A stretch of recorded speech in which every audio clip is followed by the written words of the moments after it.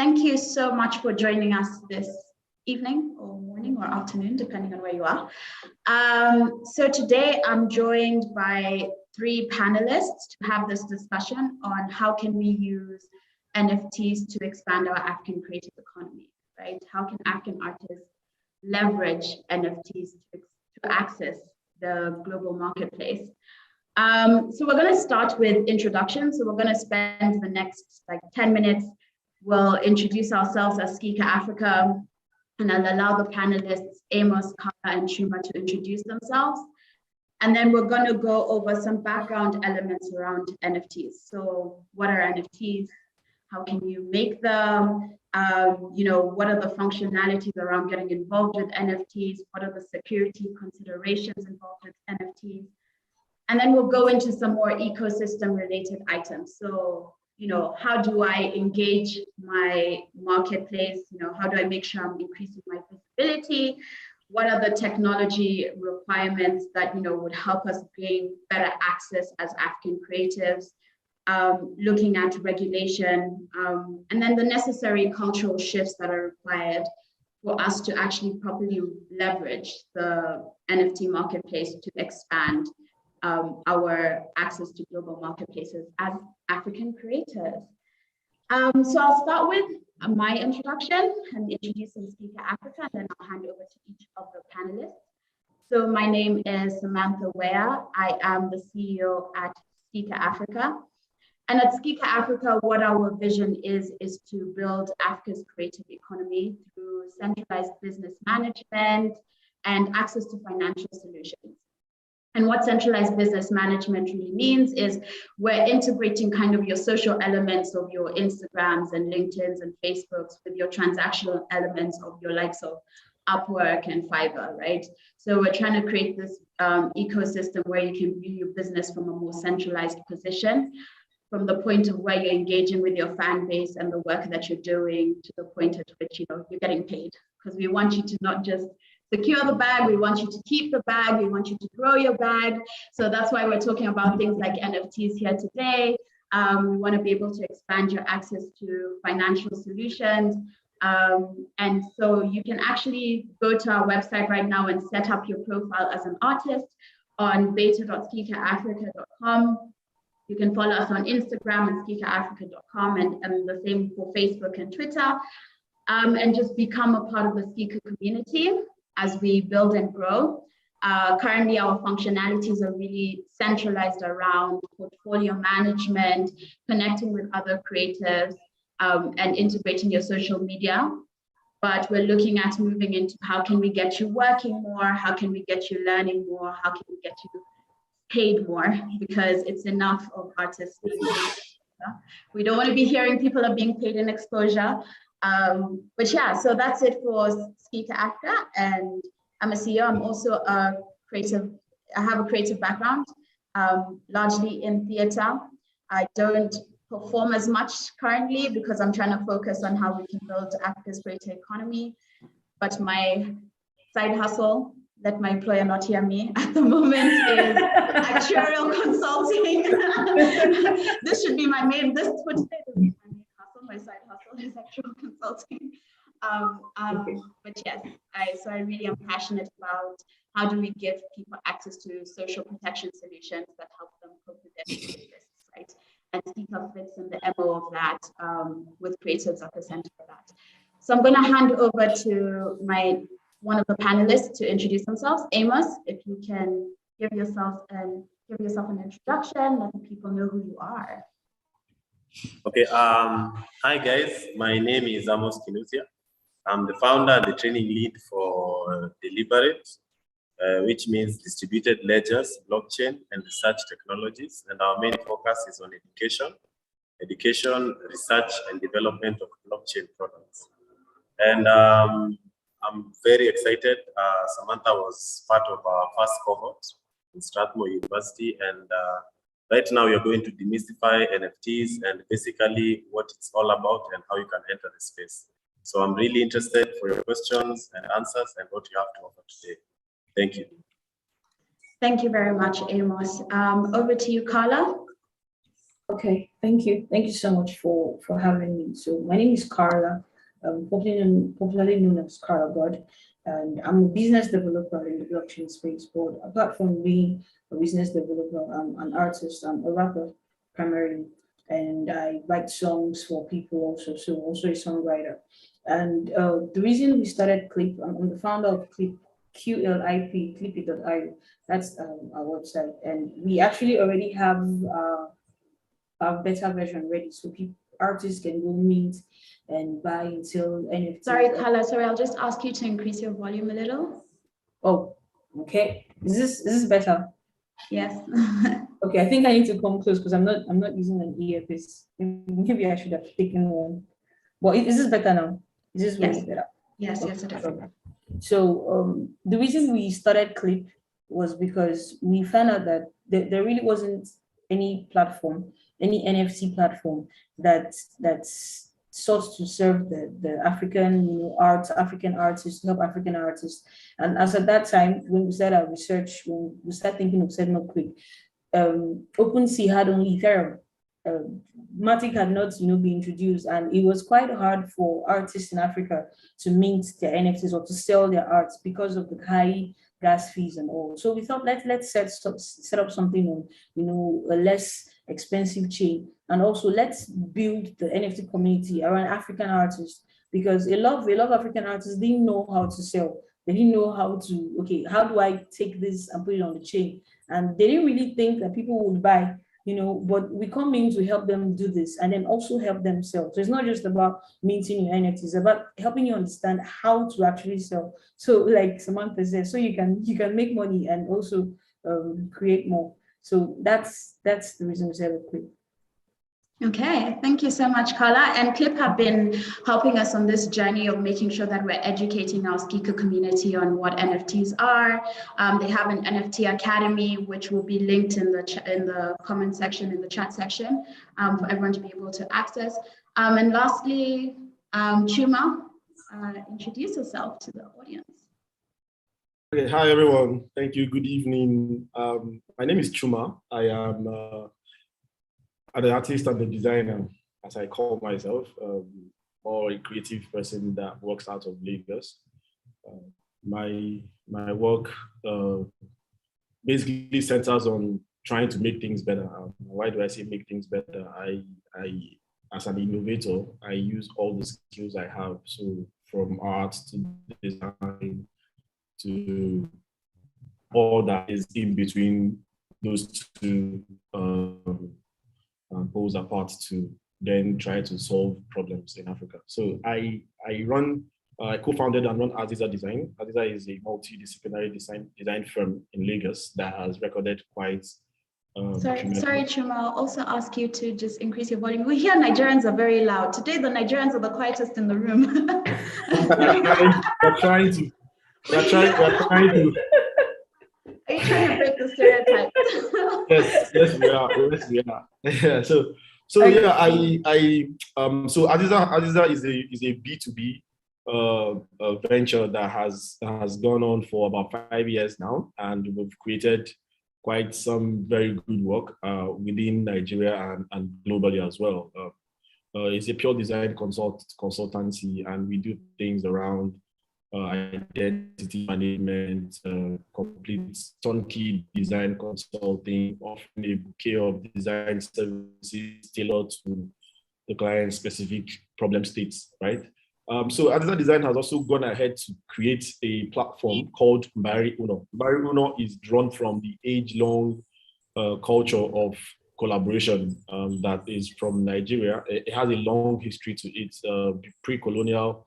You go and talk about the Mbari Art Club, how artists used to come together and work. So we just basically took that same ethos, that same essence, and then created a platform called Mbari Uno, which is essentially a design hub that does things around design tours, knowledge sharing sessions, cultural events like spoken word. It also has a restaurant as well that curates food from Africa and Nigeria, because the whole idea is to create a complete Afrocentric experience. And has gone ahead to cater to a community of well over 40,000. As at the last time I checked, I think it should be well over 50,000 now from across Africa and counting. And I also happen to have created Lizard. Lizard is a purely furniture design platform that basically creates products and experiences that we imagine Afrocentric cultures, Igbo culture, particularly where I'm from, and of course, other designers and artists that I feature on the platform. Currently being rebuilt, but yeah, you have lots of furniture and lifestyle product like food experiences and all of that. So those three things are what I basically do. They sound like a lot, but yeah, at the end of the day, they're all connected and have the same purpose. However, I also happen to be an artist, a true sculptor at the University of Benin, and even though I have a master's degree in design, I hadn't practiced art in a long time up until this year, in January, when I was diagnosed of COVID. And in those moments of despair, I connected to my art. I've been doing art more of like a freelance thing, just as a hobby, even though I studied art. And when I talk about, I mean my illustrations, because I never really did practice professionally. I just went into design straight and then did a master's degree in design. But something happened this year, and I created a set of 100 masks that were going to be used for a gaming app. And then I decided to exhibit them. And that's how I got into NFTs. And people were telling me, why are you not into NFTs? And I was like, what is NFTs?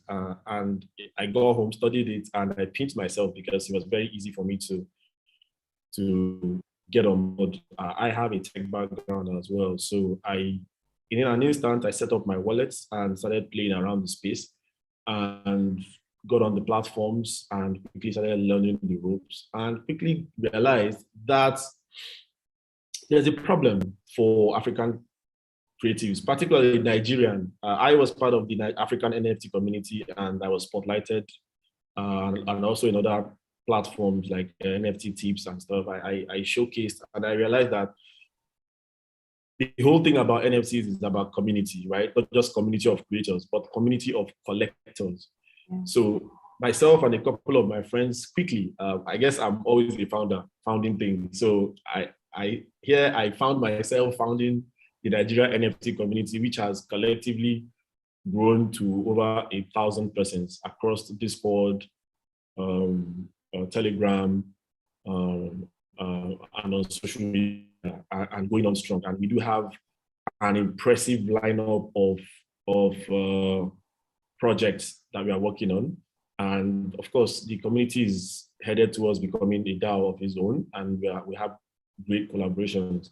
And I see that between the time we set up, which was barely like 2 or 3 months ago, to now, we've been able to grow the number of creatives from Nigeria, because we just thought, look, Nigeria needs to also have its own voice, because we do have lots of creatives, and it is important that each part of Africa tells their story through their own platform, as opposed to aggregating all of us, because in doing that, we then get to miss the story. Everything then gets to be referred to as Africa, whereas Africa is not a country. Africa is a vast land of different countries.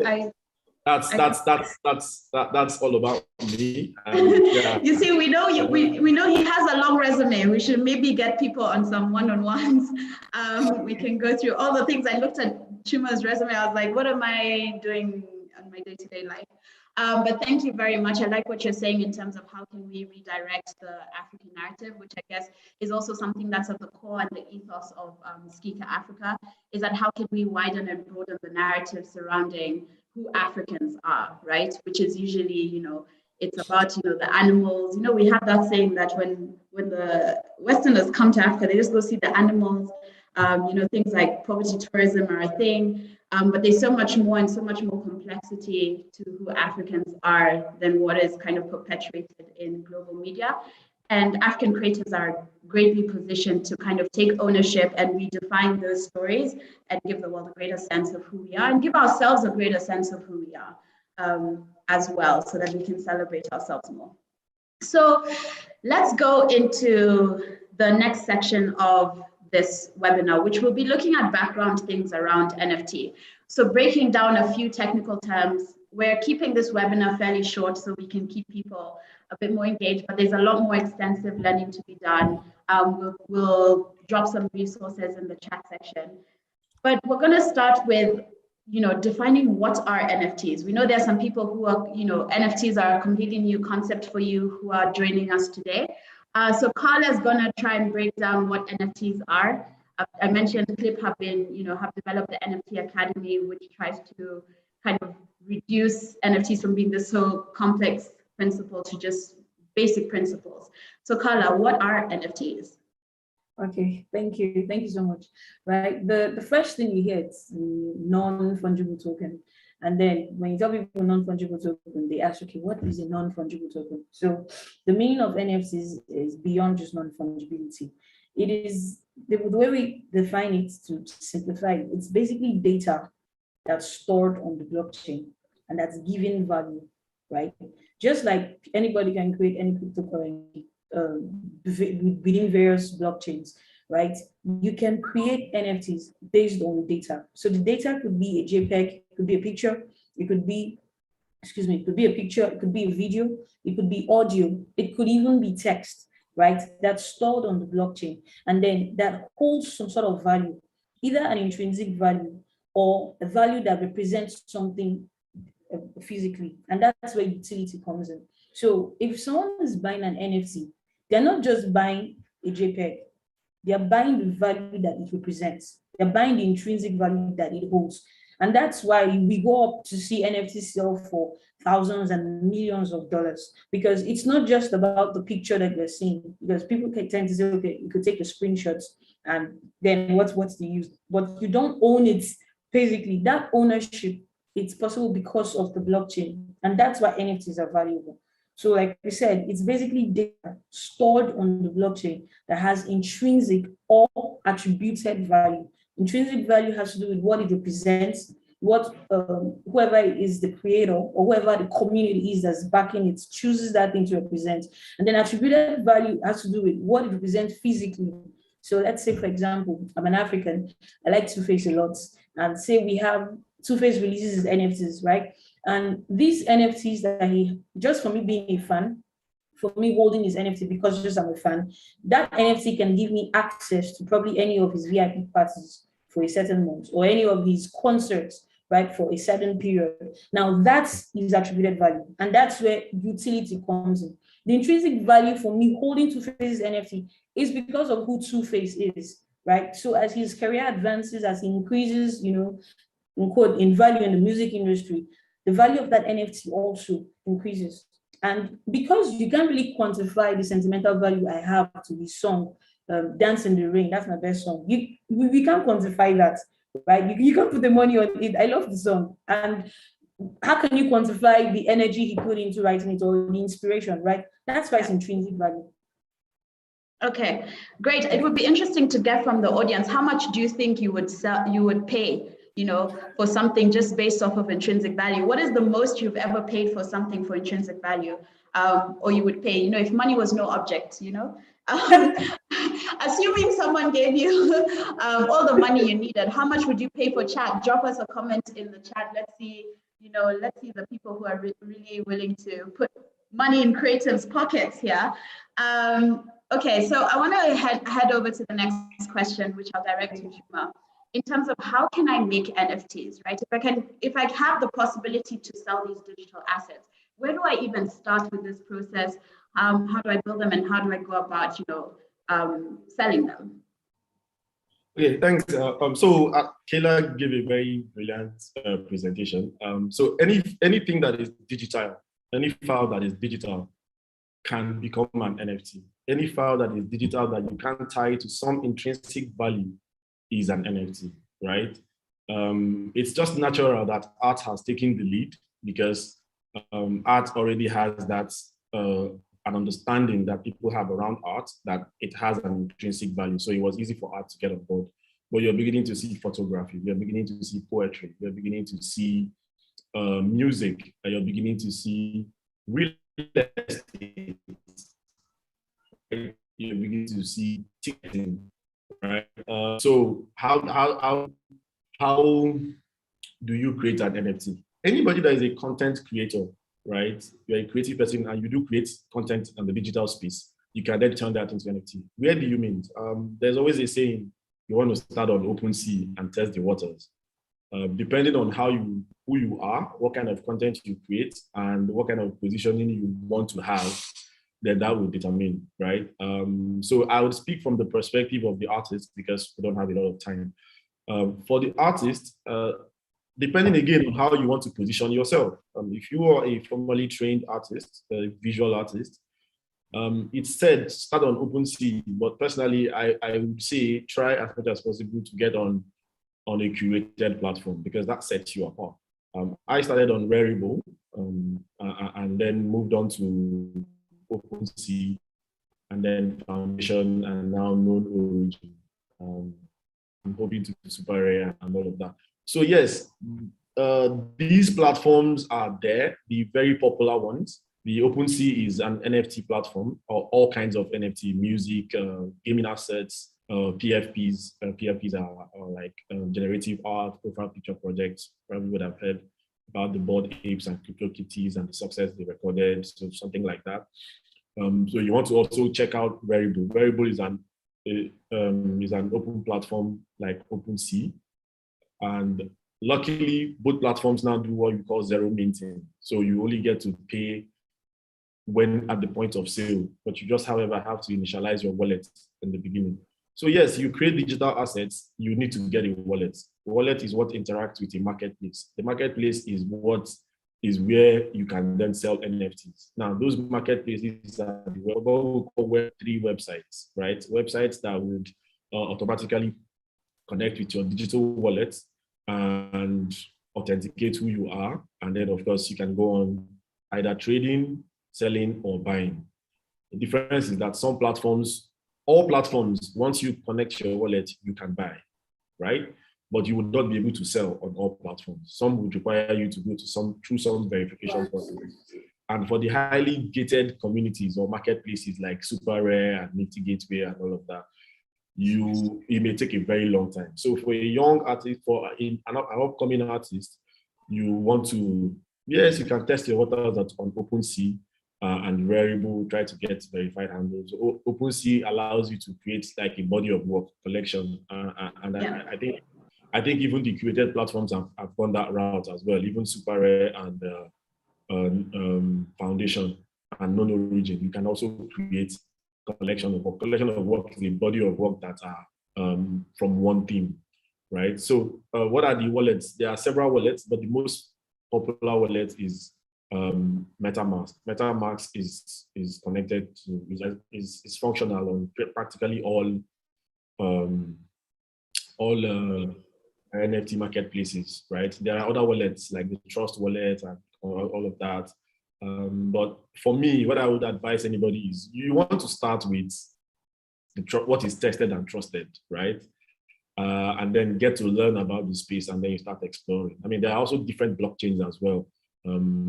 Aside the Ethereum network, a lot of them are actually side chains of the Ethereum network, meaning that they all authenticate their transactions on the Ethereum network. Rule of thumb, I would say, please stay on the Ethereum network. Yes, the gas fees looks high. Hey, Truma, some people don't know what gas fees are. I think we need Truma. Some people don't know what gas fees are. So we know fuel prices have gone up around the world. They've gone up here in Nairobi, where people are crying. What are gas fees? So I would explain a few terminologies. The digital wallet is, like I've called it, MetaMask is a brand name and it's a digital wallet that authenticates your identity on an NFT marketplace. I've given names of marketplaces like OpenSea, Rarible, Foundation, Known Origin, Tokapi. There are just so many of them, right? When you try to mint, now minting is the process of writing a token, right? A set of digital ID that is then attached to your digital file, be it an artwork or music or poetry or gaming asset. That is what authenticates that is the token that you then have attached your value to and then sell. Now, the process of placing that file on the blockchain is what is called minting. Now, because there are several thousands and millions of those transactions going on at the same time, there is a transaction fee that is called a gas fee. And depending on the time in which you are minting, the gas fees can go as far as $1,000, or it can come as low as less than $100. Now, gas fees are measured in what you call GWE. GWE is another terminology that is used to measure the amount of transactions on the blockchain that then sets the amount of cryptocurrency that you have to pay to put up your work, mint your work, essentially. And again, I just chip in this advice. If you want to mint, please wait for America to sleep. Once America is awake, then the gas fees are usually high. But once America is asleep, it's lower because they control the volume of transactions. I've just discovered that rule of thumb. Or there are ways of also setting you're smiling. Well, we should trade when America is sleeping, basically, is what you're saying. Yeah. I mean, the gas fees is okay. It's 139 now. It's 139 GWE. So I mean, once you set up, you have that plugin on your Google Chrome, and you just get to see it every time, and you just keep monitoring it and all of that. So yeah, so you mint your work, and you need to get on Twitter. I mean, like the NFT, the crypto natives are majorly on Twitter, and they are very bullish. Bullish in the sense that this whole blockchain technology was set up to be anti-establishment, anti-centralization and control. So a lot of us trying to come and centralize this, it's not going down well. And so you want to promote your work on Twitter, basically, and then of course Facebook. So yeah, I'll just stop here so that I don't go. Okay, great. In fact, so basically you've mentioned a couple of things. You've talked about, cryptocurrencies and course, you've talked about wallets. We know some people have been trading in Bitcoin, or at least everyone knows or has heard of Bitcoin before. You might not be trading, you might think it's a scam. Irrespective of that, cryptocurrency is what is most associated with blockchain technology, particularly maybe you've heard of your Bitcoins, your Ethereum. So I want to hand over to Amos and say, do I need to be involved with crypto to create, sell, and buy NFTs? Do I need to get into the crypto space to participate in NFTs? So I think Chuma's, answered most part of the question. But one thing I can clarify is that an NFT requires a marketplace. They go hand in hand. So just to make it a bit more clear. So whatever digital asset you're building on whatever platform, you still need a marketplace too, where you can actually auction and sell the item. So being that in place, I wanted to maybe show an NFT marketplace where people buy NBA shots and previews and photos. And the beauty of this is that this can be like a stepping stone for people who are not new or they don't understand what's going on. So with this, NBA has a marketplace where they record all their shots, all their the scores, the shots, the videos, everything. And all you need is just a Gmail account. So with the Gmail account, you log into the NBA marketplace. And with that, they automatically create for you a wallet and you're on the marketplace. So once you're there and let's say you work for a news channel, let's say Skika Afrika news.com, I can actually go to that marketplace. I can buy LeBron James shots for a certain match. And then I can actually pay. There are different payment options. If you can check on the site, they have a place where you can pay with a credit card, and they have a place where you can pay with now cryptocurrency. So I think this is one of the new features or the new advancement in NFTs, whereby it allows people who do not have the background for cryptocurrency to also purchase these moments in NBA using normal methods like Visa card, MasterCard, and all that. But the underlying structure of how they are storing this information is purely on a blockchain. So I can safely say that we need to separate the technology to the use case. So the technology whereby you can be able to buy, sell, exchange, and transfer digital assets, you require a blockchain technology. But when it comes to the payment side, you can actually decide to pay using cash, using a credit card, using other payment methods, and also you can also pay with cryptocurrencies. So can you use M-Pesa? Not yet, not yet. Not yet. Okay, I think if we build our own in Kenya, maybe for the KPL, we can actually create a KPL marketplace where we record moments of Gor Mahia, moments of these other Kenyan teams, and then under the payment options, you can put mobile money. So I think for payment options, there's a bit of a leeway. You can do many types of payment options, but when it comes to the technology of how you can create an NFT and be able to exchange with someone, you require a blockchain technology for that. Yes. Okay, great. For those who may not be familiar and not dialing in from Kenya, M-Pesa is a mobile money solution. I remember being in university, I was in university in LSE, and in all the development classes, they would sit and be like, you know what the Africans came up with? This mobile money solution that has now been used to kind of set the tone around a lot of mobile banking solutions. And payments is one of the big problem questions that is faced in Africa's creator economy. So yeah, we're looking forward to, I know there's some platform developers in this call. We have Carla with Clip, we have a good friend of mine, Mowgli, who are developing an NFT community as well. So it'd be good to see how we make the payment solutions more relevant for Africa's economy. Okay, so we've talked about some of the functionalities around NFTs, but let's talk about the use case, right? So I'll hand over to Carla, then Truma can chip in terms of, as artists who are trading in NFTs, in your view, what is the biggest use case for NFTs? You know, we're talking about, Facebook have now rebranded to Meta, right? And we're talking about the increased importance of the virtual world and the virtual space. And apparently I read in an article, actually what Meta is about is the point at which in humanity, the virtual world will become more important than the physical world.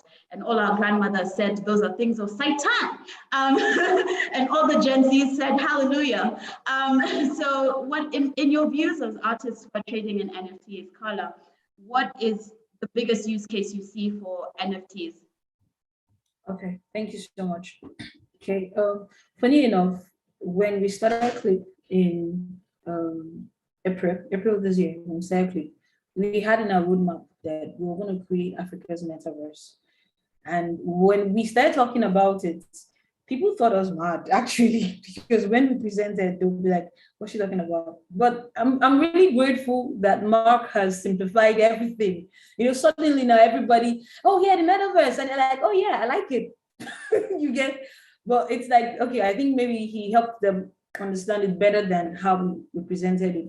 So you can talk about utilities for NFTs. That's the major utility for NFTs. Or you can talk about it other than the metaverse, because that's where it will be used mostly. Everybody has dual lives. You have your life in the physical world, and then you have yours in the digital world. Like that's why we have LinkedIn. That's why we have Facebook. That's why we have different places where we post about what we do physically, right, online. And those things can actually go on to serve some sort of value. So when you understand that NFTs are beyond art, you'd understand why companies need to have a tokenized version of their product. I talk a lot about fashion companies, how fashion companies can actually have, you know, your NFT designs. My younger sisters own a fashion company called Vandama, and they already started putting their next design as NFTs on Clip. And in the metaverse, your avatar could have those clothing, right? That's another aspect of utility. Okay, so that's utility in the metaverse. This same thing can happen with your, excuse me, it can happen with your we're creating a collectible called the Beninging Collections. And it's a collectible, it's non-generative, so everything is quite manual. It's a collectible of 50 tribes from Africa, right? Now, we know that people could use these NFTs that they buy as their skins in the metaverse. So you could decide to appear like an Robo man tomorrow. And let's say you have the Igbo man NFT, you can decide to appear as that. If you have the Kenyan, the Maasai tribe NFT, you could decide to appear as that. That could be your skin in the metaverse. And then you can change the clothing. Now that's for the metaverse area. For in real life, we call this real life off-chain utility, where if I as a music artist have an NFT, right? Let's say I'm dropping a new album, I could issue that album as an NFT, maybe not the song. Let's start with the cover art or some artworks from the album.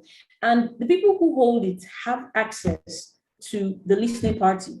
They could have access to the concert, probably the first concert that is built on that album. It could give you access to my tour tickets, right, around Africa, around the United States. Because later on, as my career advances, even the value of those tickets will become something, because we've seen in eBay where I think one of Celine Dion's ticket was auctioned for over $50,000. Another one was at $500,000.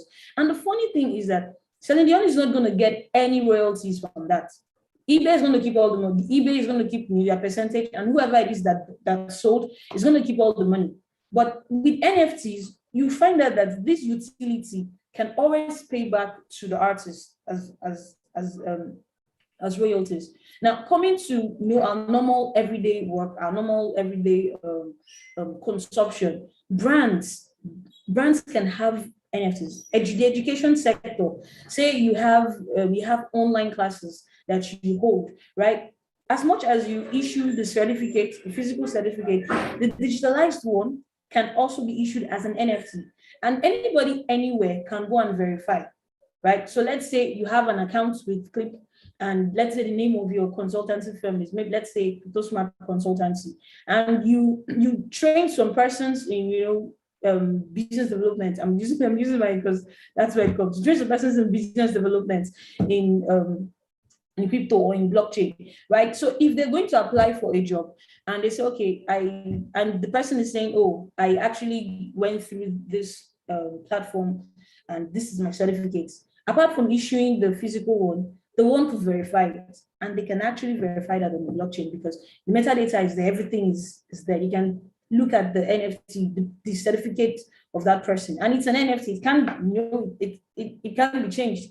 So these are the ways utility can be applied in NFTs, and I've always been a believer that it's beyond art. It is a new way of tokenizing value. Yeah. Great, thank you so much. I'll give Truma a few Okay, seconds so to add if he has anything else to add. She has just said everything. I'm just going to jump onto example. So if you remember the movie Avatar, right? You would have a clear picture of where we are going, right? We've been on a long journey to this place, right? We've been developing technology that would then enable us to get to this place. And recently, I think we started spending a lot of time in the digital space on our mobile phones, on social media, Facebook, Twitter, Instagram, TikTok, and all of that. All of that was what has led us to this point. What has just changed the game is that we have then found a way to authenticate ownership, right? So I'll give you a typical example. I'm actually working on a project, working on a couple of projects, but I'll give one. That is, I'm taking the entire masquerading culture in Igbo land onto the marketplace. Now that just gives you an example of what we can do, right? You can build an entire culture on the metaverse. You can build an entire school in the metaverse. You can build, pretty much what Skika is, Clip and Skika is doing.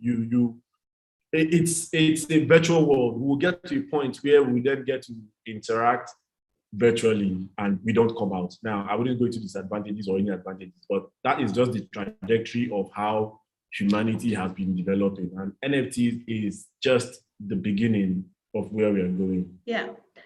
Thank you very much, Truma. And I'll just ask Amos just a question after that, right? We've talked about kind of these use cases, but there are people who are fearful of engaging in investments in the NFT space, and artists who are scared of, what happens with my intellectual property? How do I stop people from, taking my art? Who has ownership of my art if it's existing in this virtual space? So, we've heard about people's wallets being hacked, people's Bitcoin being held ransom. So there's a lot of questions around security in this space. So are NFTs a good and safe investment, or what would make them safer and better investments? Okay, I'd like to clarify that better with the first thing. We must fully understand that the safety of the NFT is the integrity of the marketplace. If I can repeat that again, the safety of the NFT is the integrity of the marketplace. So think of it like a museum. If the museum is not safe, even if you place your art pieces there, they'll be stolen, isn't it? So you'll find that museums have gone to an extent to increase their security so as to basically keep safe the art. So now on a digital aspect, think of it in such of the marketplace where you have listed your digital asset has to be very secure. So I think the security of the NFT is dependent on the marketplace where you have actually listed it. So that being said, I'm assuming that from maybe this talk and going forward, that any person who is in the business of building a marketplace for NFTs, the first things first they should keep is security of the wallets of the users. This is security of the artists. That should be number one. Number two, there should be a very good system for doing transfers of these. Let's say, for example, if I'm buying an art piece from Truma, that exchange of when I'm exchanging the ownership between Truma and me, we should ensure that those channels are secure. And then number three, it should be, I call them IP managers. The IP managers in that marketplace should be of high integrity and should ensure that any person who is trying to buy this, sorry for the silence, sorry for that. That's okay. Someone is being mugged. Oh no, talking about safety. Oh no. So where was I? So when it comes to the integrity of the IP manager, the person who is handling all these digital assets, these people or this person should be of high integrity, such that he should be checking how many people have downloaded this art. Are they using it correctly? Do they have the rights to use this art or music piece? So I call him the IP manager. So the IP manager job is to make sure that each and every piece of art that is on his marketplace is being used for what it's supposed to be used. I think a good example I can tell you is, maybe I can share the link, is the company called, let me confirm, the company is called IFPI, and its sole mandate is to ensure that the music, I'm putting the link. So this is an example of an IP manager. So the work of this organization is to ensure that any music distribution, copyright use for any art, they ensure that it has been met according to standards. So most recording studios have registered to IFPI, and you can actually check the membership. I can see Nigeria is there. I can see South Africa. I've not seen Kenya. We need to pull our socks, Kenya, so that we can be registered with IFPI. So this is just an example of an IP manager, and I was willing and hoping that any person who is building a marketplace must ensure that their IP manager is up to standards. Yeah, great. Thanks. Absolutely, thank you so much. That's a challenge to the tech builders in this space. So now we're just going to talk about a few ecosystem related items. Aside from the technical elements related to NFTs, is the marketplace big enough for African creatives to participate in NFTs, right? Will they actually increase their income, increase their revenue streams by participating? And how do they increase visibility? Because there's usually the argument that, you know, it's the Western artists, because the blockchains are built and made for them, the technologies that the NFT marketplaces are built and made for them, that they have better access to a customer base. You know, how can African creatives gain access to, you know, sizable consumer bases? Okay, so if you are in the NFT space now, you are super early, right? So don't worry, you're very early. You're going to become an OG by the middle of next year. One of the things that I'd like to highlight is that there's a lot of talk about creating, how to create marketplaces, and there's not a lot of talk about collectors, right? So all of these things we are building, creating, and putting up, someone is going to buy it, right? What we are doing at the African NFT community is that we are identifying, the Nigerian NFT community is that we are identifying traditional collectors and trying to divide them into NFT collectors. It takes a lot of covering the knowledge gap, right? I would say this is not a sprint, it's a marathon. And if you want to be in this space, you need to then properly see yourself as a startup, as an SME. You would need to invest funds. I put it this way: if you spend $100 minting or $200 minting your work, that should be like the only investment you do eventually, because the expectation is that you then sell that work, and from the proceeds you make, you then mint more works, right? So this is thinking like an entrepreneur that is investing money into a business. So my advice is to sit back, see this as something that you're going to do for a long haul. NFTs are here to stay; they're not going anywhere. There's no hurry. You also need to. Oh, sorry. Can you hear me now? Lost for a second. Yes. Okay. So yeah, I'm saying okay. We lost you. I'd sit back. Relax and enjoy. NFTs are here to stay. We just need to approach it from a strategic view that is long haul focused, right? So yeah, see yourself as an entrepreneur. Take care of your mental health. It is very important. A lot of people don't say this. I see lots of creators wanting to jump on the space and start making sales, or you see your peers selling and you're not selling, and then you start getting depressed. I also see what I call the pressure to create more work.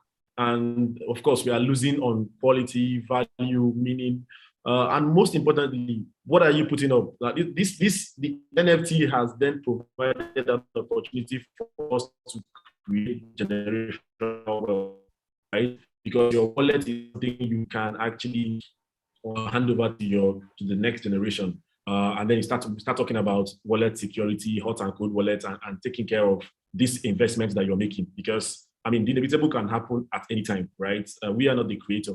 And when that happens, what happens to your wallet? Your NFTs are there on the blockchain. The moment you die as a creator, what happens is that your value of your work is going to go up, because nobody is there to create more. So what has been created will go up. What happens to all that investment, and how do the people that maybe your next of kin, or your children, or your wife, spouse, or all of that, how do they get that? So you need to start thinking all of that. So when getting into the NFT space, you need to take it slow, understand all the aspects, and then start testing the waters. Don't just rush and try to, but get it that this is where the world is going. It is here to stay, and just need to gradually interrogate and get onto the platforms. So talking about communities, I've shared a couple of them on the chat room. There's the African NFT community, which of course all of us should join. That's our umbrella organization. There's the Nigerian NFT community, there's Ghana. I don't know if Kenya has started. If they've not, then I'm putting that on you, Samantha. There's Kasuku. I know Kasuku are in the room. They have an NFT community they've just started building. You can follow them on Instagram. Please, if there's Kenyan community, because you can type it in the chat for everyone. There are lots of Kenyans in the African NFT community doing great stuff. So just learn about it, learn about the autonomous organizations. But most importantly, pull back and truly take this opportunity to define what it is you create as a creator. As an investor, study what you want to buy, and don't invest what you can lose, and don't feel too much pain. Yeah, so that's, I'll just stop there. So don't keep going. Okay, great. Thank you very much. Thank you very much. We're just going to cover a couple more questions over the next 10 minutes before we'll open up to the audience questions. We know some people have been sending in their questions. If you have any questions, drop them in the chat and we'll be asking them to the panelists. So Carla, my question is to you in terms of technology, right? We've talked about, payments are not necessarily, because the marketplaces are not necessarily being built with Africans at the center and African socioeconomic considerations at the center. What changes need to happen with tech to improve the access to NFT marketplaces for African creatives and the effectiveness of NFT marketplaces for African creators? Okay, right, thank you. So the most common problem that we have is the fees. At the moment, or even at Click at the moment, we're trying to also set up, because we're cross-chain NFT platform. So we're trying to also set up on the Algorand blockchain, because the fees are almost very, very cheap, right? Now that will increase mass adoption for artists, because you need to identify who the producers are, who the consumers are, and the distribution. The distribution is like the middleman, the process that they go through. Now, excuse me, if you make it easy for the producers to produce, it makes it easy for consumers to purchase, to get, and it increases adoption. So the kind of changes we need to see first is on the blockchains that the different NFT platforms are built on. We need to build more on blockchains that have little or no fees. So in response to that, there are two chains that are moving on to next. Right now on BSC chain, but it costs like $3 to $4 to mint an NFT. At the moment, we want to move to Matic. We have a gaming platform that we're building around the Benin collectibles, where people would get to play these games, play to end game actually with the African-centric NFTs. So we're building that on Matic because the fees are really low, and we're also considering R1 for other developments because the fees there are very low. They are less than $0.01. So it's very easy when the blockchain that's an NFT platform is built on is accessible, simple to use. So excuse me, we need that for mass adoption. The next thing is we're seeing the other kind of development is more on the minds of us Africans, not so much as the tech, right? So we should start thinking futuristic. We should start thinking, okay, buying from ourselves, like Truma mentioned, collectors. And during the times where we were having to bring Clip on board, we had a lot of talks with some of these guys outside Africa, in the West, and they were quite interested because, it's the African thing. They don't have any of that there. But then again, when we pitch to some of the African guys, they're still trying to get it. So I'm like, how come the white guys, it seems like they are appreciating what we do more than we ourselves? And that's something we also need to work on. So mentally, right, thinking futuristic, thinking, okay, preserving our history, through NFTs, looking at Oh, I think we have lost Carla as she will go on to the next question. So she's talked about a few things there. Transaction fees, we know those who, we don't like transaction fees because it also then just makes the art expensive for the consumers, who are the people who are going to help us make and grow our money. But yeah, so we want to move on into regulation. I'm conscious of time. So I want to move on to regulation as well. So Amos, what do regulators need to be thinking about to promote the right kind of legislation for NFTs without alienating African creators? Number one, I think they should know how cheap it is. It is the cheapest way to track and to keep track of royalties for artists from registrations, from film producers, from guys who are doing music videos, or doing samples to music. I think it is the most cheapest way and the most efficient way of keeping track. So that should be the first highlight, like it's cheap. When you tell government it's cheap, they're very interested. So now the question is, how can they do it? Now, the way forward to this is, I think they should promote blockchain technology and training such that in terms of, because the whole ecosystem will be changed on how people consume. Let me use a use case in Kenya. In Kenya, we've been having issues with the Music Copyright Society of Kenya, and there have been legal cases here and there. So a good example is if people knew about blockchain technology and the benefits that blockchain technology offers, we could actually use those protocols to improve the Music Copyright Society of Kenya to enforce, what do you call it, like guidelines and protocols when it comes to sharing and exchanging of this music between Kenyan artists, and it's on a blockchain. So let me give a use case. So let's say, which is the current song? Like maybe Jaber, let's say it has chucked, and so they now want to, I'm just using like a use case, like what is currently now and what it will have been blockchain. So the current situation is that you have to record the song and send it to MCSK. And then after that, MCSK will distribute the rights of the music to the radio stations and every other person who wants to use your music. And then after that, in maybe a few months, the group can go back to them and tell them, I hear we are the toppest track in Kenya. Can you get our money back? And the current situation is that they'll tell them, you know, we weren't managed to get some cash from this end, we weren't able to get some cash from this end. A bit of stories here and there. So if we had emulated a blockchain situation, once Jaber was uploaded on the marketplace, let's say MCSK marketplace or whatever marketplace that was legally accepted, you'll find that the moment the song is played on Kiss FM, for that play, immediately the wallet is funded for the artist. Immediately, and the fees are transferred to the government and the transactions goes on. So you'll find that you have actually automated and made it simpler for them to actually be able to promote these artists, because you'll find that if you make for them a system that is automatic in collecting fees from the artist, at the same time benefiting the artist, it's more of a win-win situation. So I believe the issue here is lack of knowledge. Maybe they don't know what this system can do for them.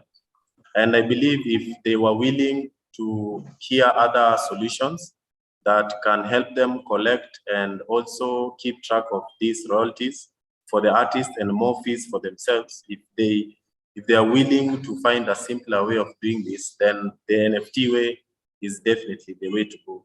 So I think the issue here is not about not government agreeing. I think maybe they are not aware of maybe how it works and all those things. So it's just a matter of doing it, Or as my boss would say, when they think about things like Bitcoin and blockchain, they think about hackers and hacking. That's what he said. One time we were talking about data analytics. He said, you guys with your hacking. I think it's also the policymakers and regulators are older people. So I think education, sensitization. Also, we need younger regulators and policymakers who have probably more advanced digital adaptability. And who the concepts and principles are not as alien as individuals who never saw even certain technologies in their lifetime when they were kids, which are normalized for some of the younger generations. Yes, right? Okay.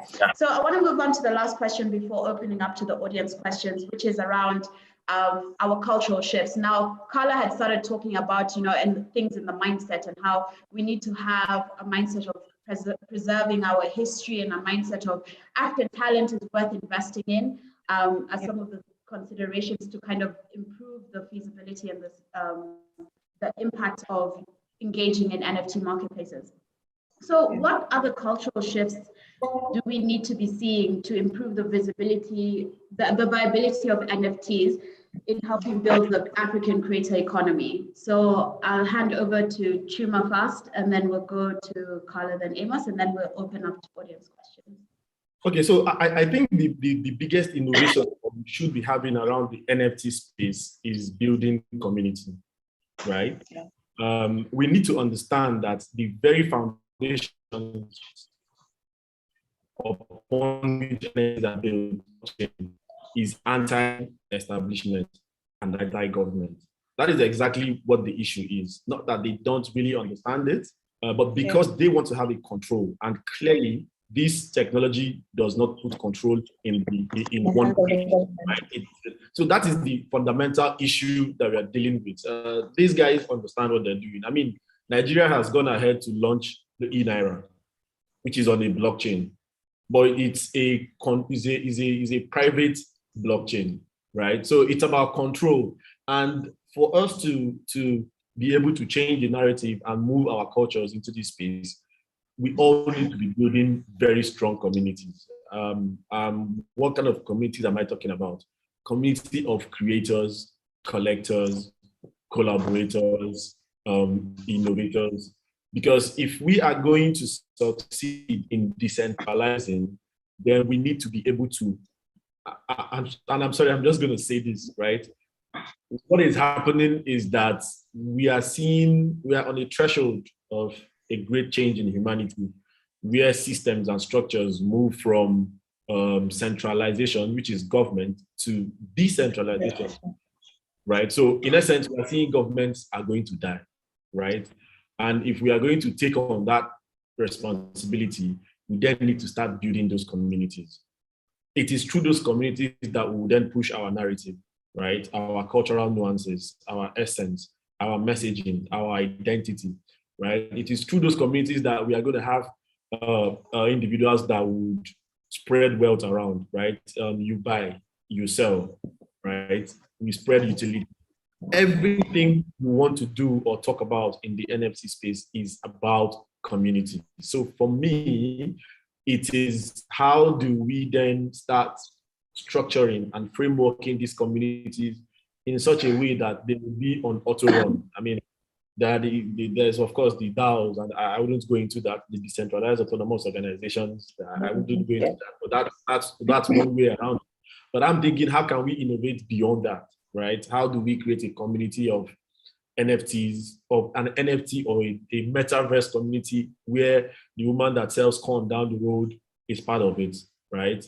Where the guy that is a security man is part of it, not just the person using a laptop or has a phone, right? Those are the kind of innovations we are going to have to start thinking of. How do you want to get on the blockchain without the internet? Is there a way of innovating some agnostic form where people can just get on the metaverse without necessarily going through the World Wide Web? So for me, those are the places we should be thinking, right? In addition to all that we are doing, creating platforms and that. I also think that in the quest to create our own platforms, we should not lose sight of the fact that we need to take our claim in the platforms that have become mainstream as well. We shouldn't leave them and run ahead to create our own platforms, because at the end of the day, if we don't have a complete community, we are going to have a repetition of what happened before now, where the West comes over here to buy up all the content that is made in Africa, and then it is owned by the West. So some of us are championing that cause, where we don't just want to create, we also want to own these things. It's our heritage, it's ours, we will create it, we buy it, and own it. Yeah. I think ownership is definitely a big part of what we're saying, right? Taking ownership, taking responsibility, building our communities, and taking, because we've seen Netflix, Spotify, Sony, Universal Studios, they're all coming, they're all like, wow, here we should invest. And now is when we believe Africans have talent, huh? When people are signing deals with Western media houses. Africa has always had talent. The world knows. We've always had talent, right? But external validation tends to be our biggest driver in terms of us, at least even from a consumer point. So I'll hand over to Amos to maybe chip in terms of the views around what cultural shifts are required to kind of improve the viability of NFTs.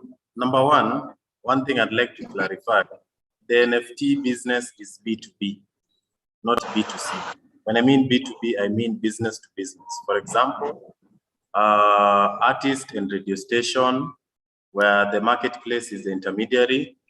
Another place is whereby we have an artist and maybe a filmmaker. Somebody wants to make a film. They need an NFT. So business to business. So that's like number one, not business to customer, because I think people confuse when they say, I'm an artist and then a customer. So I create an NFT and then my customers can get my NFT. No, it doesn't work like that. It's business to business. So I think that's the first debunking. Most people have been asking me this question. So I want to clarify that. Number two, I'd like to really, my job ever since I started this blockchain business is basically awareness and education. I still believe that the education gap and the awareness gap is quite big. Right now, if you have, even if you can put on a status, like just ask your friends and your family, maybe just ask them what is an NFT. You'll be shocked by the answers you get. So I believe there's a big knowledge gap, because I believe if people could really understand the way maybe the host understands, then I don't think we'll be having some of these questions per se. So I believe people should be feeling safe. I think the issue here is safety. People should feel very safe using NFTs. I don't know how to say this, but this is the next level of basically digital consumption. We've been using the internet for information, of which the information is free, but now the next internet is the internet of value. And I believe we are just at the entrance of it. So let us change our mind on how we value assets and how we value our things. Because I believe if you really are interested in digitizing any of your assets, then blockchain is the way to go.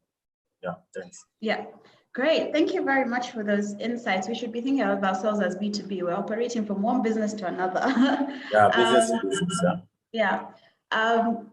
Carla, if we can have Carla muted for just in terms of, what cultural shifts you think we should say. He's already started talking around mindset and changes in mindset. So what other considerations do you think there needs to be? Okay, thank you. The aspect I also want to talk about is finance, right? So just like we have the DeFi platforms where so certain crypto could be as assets and can be borrowed against, we can have that also with NFTs. And then akin to what Amos talked about, the business aspect of NFTs, this is where it comes in, where just like you hold the stock of a certain company and all, you can hold the NFTs to certain products. Now, in the area of business for music artists, it has to do with, their audio, their samples. But then for creatives, basically who they are, what they have. An NFT could get to the point where it has so much value and it can be collateralized and borrowed against, or even staked, and people get to earn tokens on them. We actually also have that already. If you check our roadmap for Clip, we have the idea that some of these artists, some of the mainstream artists who we have their NFTs, say Burna Boy, say his NFTs were launched on Clip, and say 2 years later they've accumulated so much value, right? People who hold those NFTs can actually stake them to borrow against them, or to even earn Clip tokens on them. So more than just holding an NFT, you're earning on it, just like we do with some stable coins and some selling crypto assets, right? So that's one aspect, the aspect of finance that we can push the culture, through the aspect of finance, not just normal crypto, but NFTs also. And then akin to what Truma said about owning the owning our space, right? We could invest. Also talking about finance, we should invest in NFT companies. I believe that Clip is not going to be the only NFT platform that will come out of Africa. I'm very sure that a lot more are going to come out, and I'm pretty sure that some of them are already out, but probably need more publicity and all. We should identify those platforms and buy. I am speaking as a founder because I've seen certain funding that has come from some people from the West, and for some we had to just turn it down. because if we sold, we know we need the money, we need the funding and all, but if we accept that funding, there are things that come with accepting that funding. So dreams that we have for, creating the African-centric metaverse, launching African-centric collectibles, actually getting African artists to sell and all, those kind of dreams that we have might just, be stifled down because, sorry, excuse me, because the funding is coming from people who probably don't have this vision, and all they see is the money aspect of it. Africa is untapped. This company is coming from Africa, so they're like one of the first. So money is going to come out. Some of these venture capitalists, that's all they see, and sadly, they're not owned by Africans, right? The Africans, they don't call the shots. So you find out that you sell, and it seems like you've sold, the African thing, something that would have been big for Africa. You sold it now, and it's gonna be big for the Western world. You get so. As individuals, as venture capitalists, we should, talking about finance also, we should look at this kind of projects and really support them, because at the end of the day, 2 years down the line, 3 years, we're the ones who are going to benefit, because ownership is now by us right here.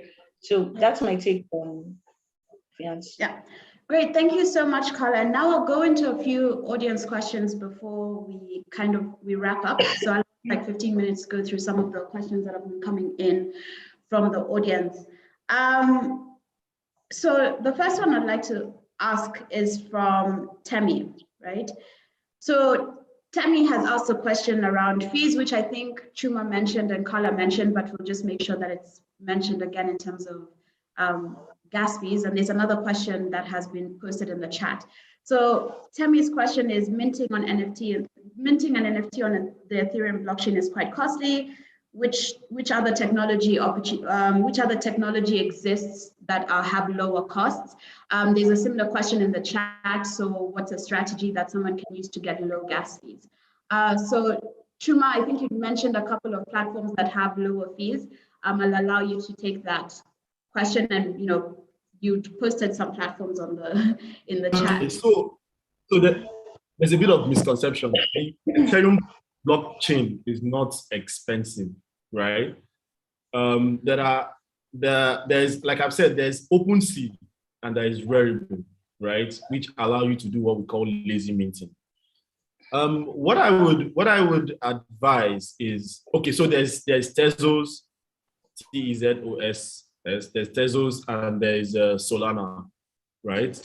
Those are all other there are other blockchains that you can mint free. But again, just like there are other issues that you should also think of, right? So the Ethereum blockchain is still remains the most secure.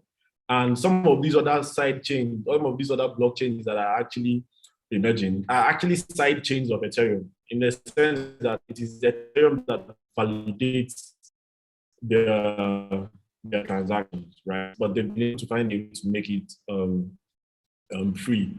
Solana is good, but clearly we know that Solana is the scam central of the NFT space, right? So if you think that there are scams in the Ethereum blockchain, be my guest on Solana.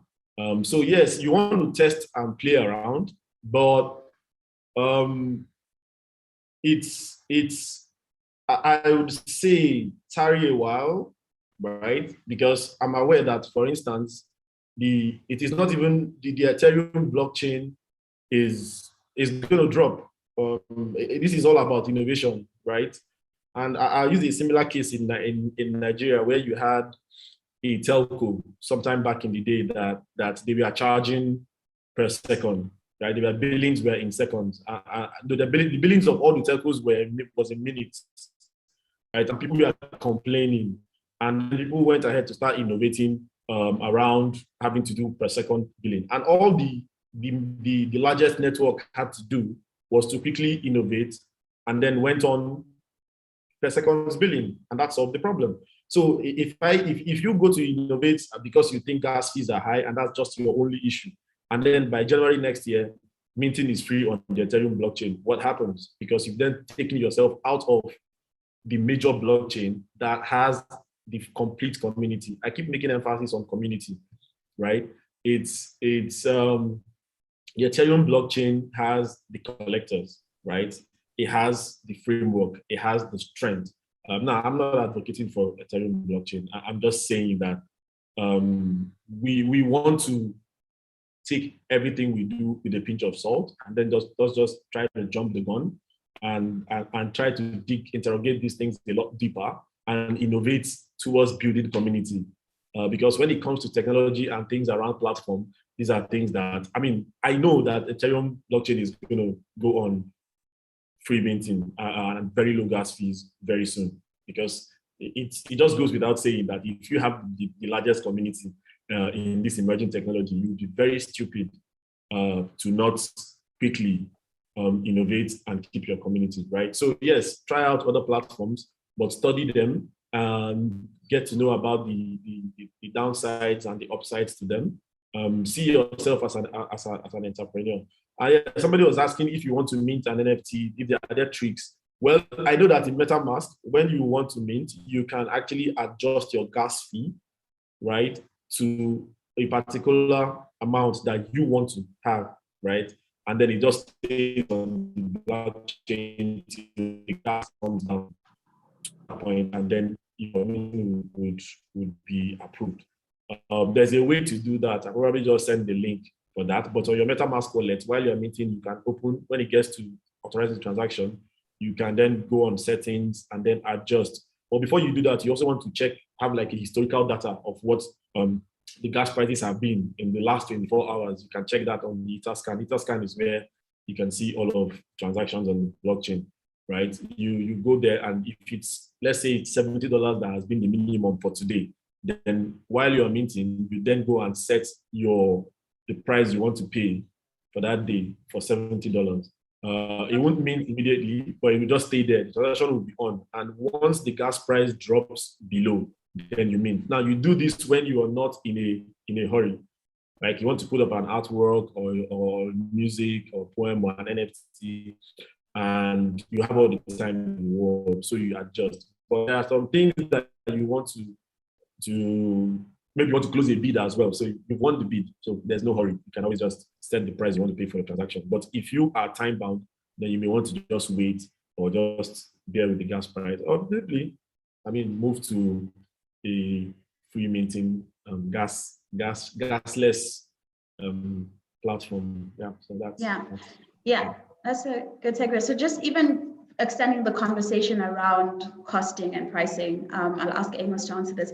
What advice could you share regarding pricing your NFT in the marketplace? There's been this issue about pricing. Let me just clarify. For example, I might have stolen some dollars, and are you confessing? and I can decide, you know what, I want to quantify this track equivalent to this dollars, so that I get a buyer who is just my friend, will just buy my music using my dollars, and from there, that is the price of my music, $1 million, and it will be a meme, and I'll get some views, and I can prove that I made the cash. It has happened before, and pricing has been a big issue. And as I've mentioned, I want to put all the issues of pricing to the IP manager and the marketplace. I don't want, it would be not fair if you allow the artist to just price his art or his, because even if you look at, for example, how much is the Mona Lisa right now? Let me Google. Let me just check how much. Let me see. How much is the Mona Lisa?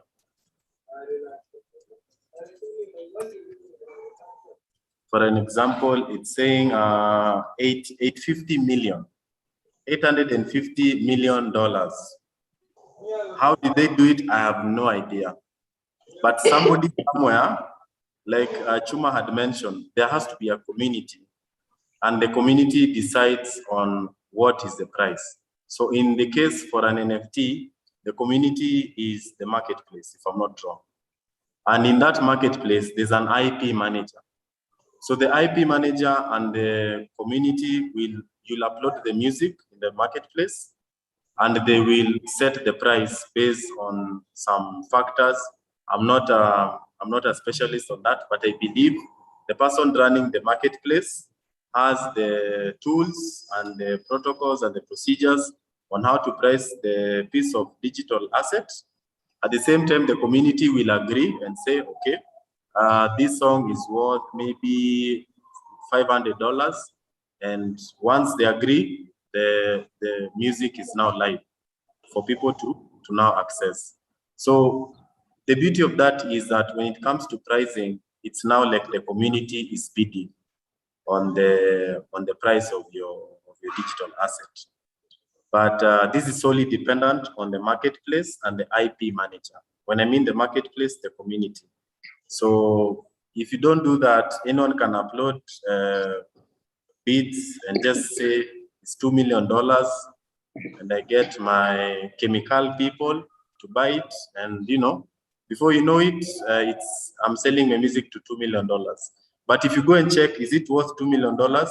You listen to it and you find it's garbage. So I think when it comes to pricing, that is solely dependent on the marketplace. Yes. Yeah. Thank you very much. The next question I'll ask, I have just two more questions. The next question I'll ask is to Carla. What should creators be aware of before collaborating with other creators in the NFT space? Okay.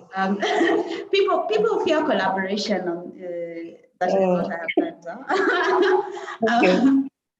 Okay, no trouble. Thank you. So we identified this. I think because I think about 80% of us on the clip team are artists. So I'm a music artist. Mark is our curator. He's a hyper realist. He's also a music artist. And Caleb is a music artist too, and some other persons. So we understand the value of collaboration. And that's why on the platform, we did it such that this is going to be in our next version, but it's already in the design. We did it such that 2 or more artists can collaborate to create an NFT piece. Sorry, you heard some noise in the background. Sorry about that. Excuse me. So 2 or more artists can collaborate to create an NFT piece. A photographer who's not an audio person can collaborate on chain with an audio person. So he uses a part of that person's music for his NFT display, and the 2 is sold together as an NFT. And automatically on the blockchain, the monies are spread between the both of them, right? So whatever amount this is to this person goes to this person when the NFT is sold. So that one can be done automatically on chain. Right now, I know that there are platforms that don't do that yet. So the first thing to do if you're going to do this manually is to identify the kind of artist you are. Now, if you read Academy, I talked about how we have mainstream artists and we have independent artists. Mainstream artists are artists that have gone international, but everybody knows it's not going to be hard to determine the value of their work because of the value of it's not going to be hard to determine the value of their work on chain because of the value of their work off chain. So it all flows. So if you are an independent artist, you need to identify, do you want to collaborate with a mainstream artist, somebody who's already well-known, probably more well-known than you are, or do you want to collaborate with an independent artist who's on the same level with you? That will determine the kind of deals or the kind of agreement you both have on what the royalties should be, how the prices should be set. So once usually if you're collaborating with a mainstream artist, they tend to want to take the higher share because they'll bring in more attention, right, to the NFTs or to whatever creatives that you're going to mint as an NFT. Then if you're collaborating with someone who's an independent artist like yourself, it's most likely going to be a 50-50 scenario. So the first thing to do is to identify which person are you collaborating with? And then the next thing is to search the terms. Okay, excuse me. So we're creating this NFT. This is the part of the NFT you're bringing to play. Maybe you're bringing in your music, or you're bringing in your own digital creatives, or I'm bringing in my own. So fuse it together to create a character. And then we decide how much will we value this art at, and then how much will go to either of us. Okay, that's the second stage. The final stage is utility. And we always talk about this because artists tend to forget this aspect. So one of the most common ways of adding utility is this work that you both have created. You can have a physical version such that whoever it is that buys this NFT can have a physical version delivered to them. That's the most basic and simplest way. Another aspect is adding access to it. Say you guys, since you're collaborating on chain to create these NFTs, you can have joint exhibition, right? Excuse me, or joint collaborations if you're music artists, or joint features. So these are just the 3 steps that you can take to collaboration. Yeah, thank you very much, Carlo, for that. Truma, I'll hand over the last question to you, and then I'll give each of you a couple of minutes to give your parting shots before we close. So the question is not necessarily from an artist point of view. So Jiga asks, I would love to know how NFTs can be used by NGOs to raise funds, right? As fundraising. I know Carla had spoken about getting access to credit by viewing your digital assets and normalizing digital assets as collateral, right? So when we're looking at fundraising in the NGO space, how can NGOs use NFTs to raise funds? That is already happening, right? I know that the Afro Droid project by OWO gave about $100,000 or so check in value to an NGO, right? I'm working on a project in collaboration with 15 poets that will drop in December on OpenSea. And part of in our smart contract, we're giving a percentage to an NGO, a university in the US that is focused on African model of teaching, something very esoteric, right? I've done collaborations with musicians, with writers, and it's pretty straightforward and it's very easy. The NGO just simply needs to have a wallet for provenance. I don't know if we mentioned this, but the real thing about NFTs is that the artists, or no, the creators don't just earn in the primary sale, you earn in perpetuity. And I think it's a very important aspect of NFTs that we probably may have missed out. Unlike in traditional content creation, where once you sell, Amos looked up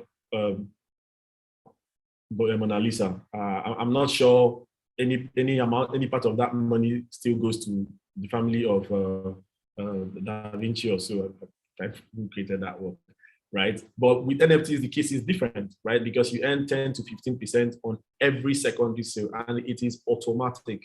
The blockchain has then made this very easy, right? Through smart contracts, that means how all these interactions and sales and deposits go on, right? So it's pretty straightforward. If you have an NGO and you want to make money, find a creator that you would collaborate with. There are 2 ways to this. Either the creator is initiating, like in my own case that I've done, or you as an organization is initiating. So you are the one creating the project. So for instance, we can decide to, an NGO that is working on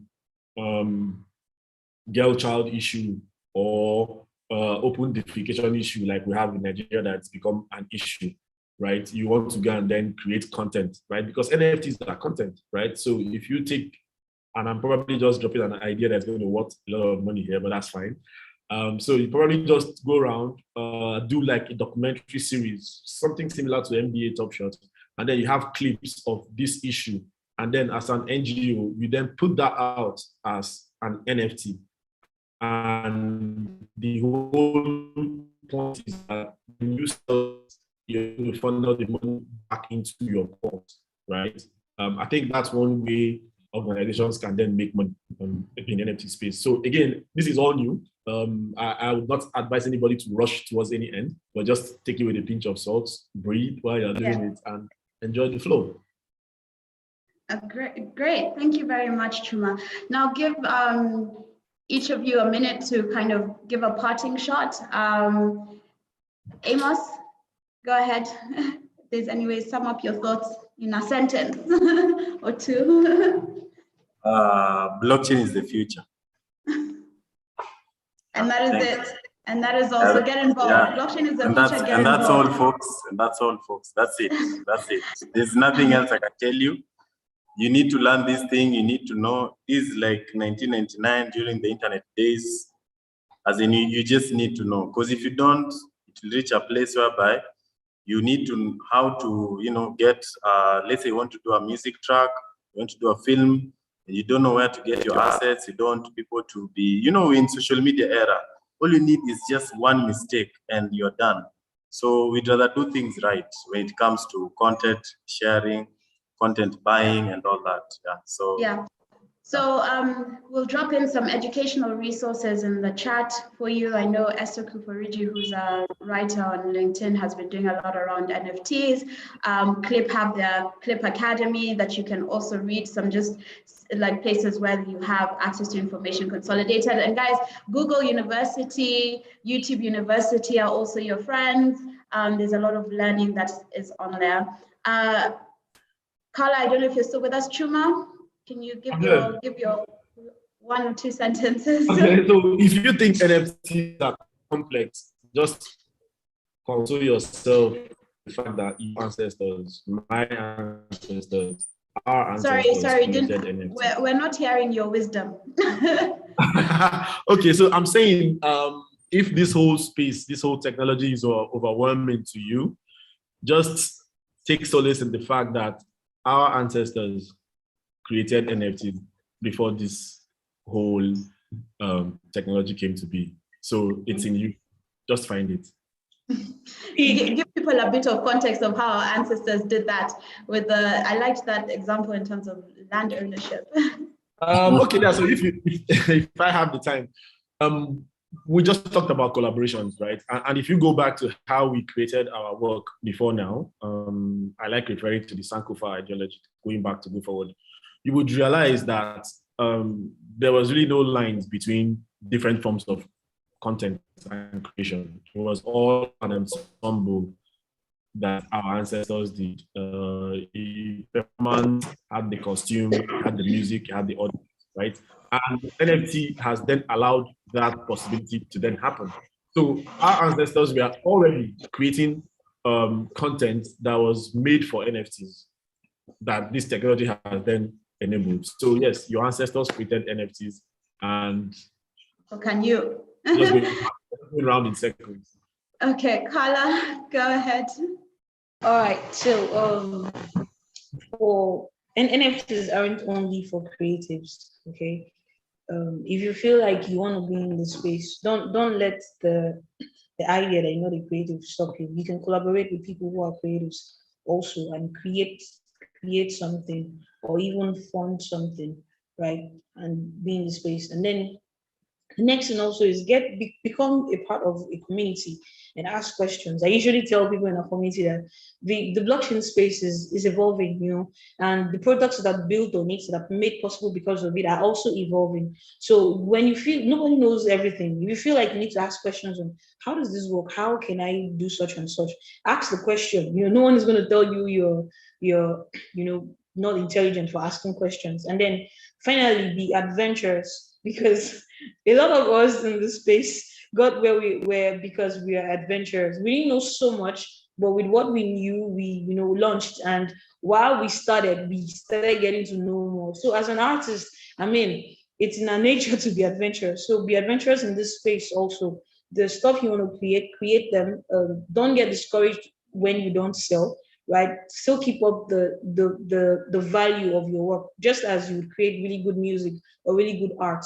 Whether or not it gets sold the first time because of who you are, it's the same thing you should do in NFTs. And always try to be out there. Twitter is a space that everybody uses. It's the social media for cryptos. Excuse me. It's the social media for NFTs. So get on Twitter. Beyond the restrictions that we have in Nigeria, get on Twitter. Use the space.